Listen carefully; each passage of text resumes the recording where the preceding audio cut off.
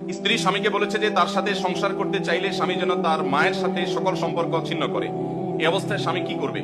তার বাবা মারা যাওয়ার পর আর মা দ্বিতীয় সংসার করছিলেন।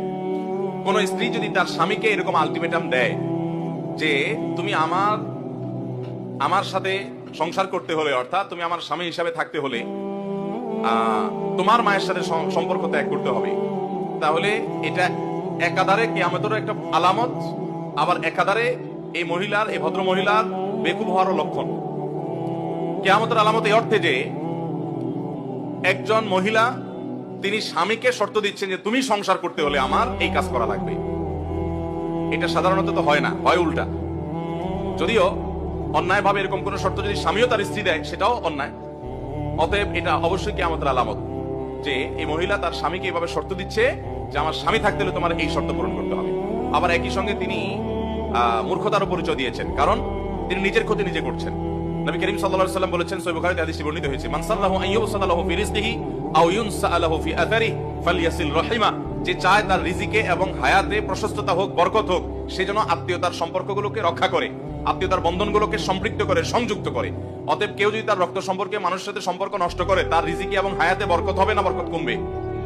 তাহলে এই মহিলা তার স্বামীকে যদি তার মায়ের সাথে সম্পর্ক ছিন্ন করে দেয়, আর রক্ত সম্পর্কে আত্মীয়ের ভিতরে সবচেয়ে প্রধান এবং মূলিত হলো মা বাবা, সেই তাদের সাথেই যদি সম্পর্ক ছিন্ন করে দেয়, তাহলে এই ভদ্রলোক, এই মহিলার স্বামী, তার রিজিক এবং হায়াতের বরকত এবং কল্যাণ কমে যাবে। এটাতে মহিলার নিজের লাভ হবে না ক্ষতি হবে?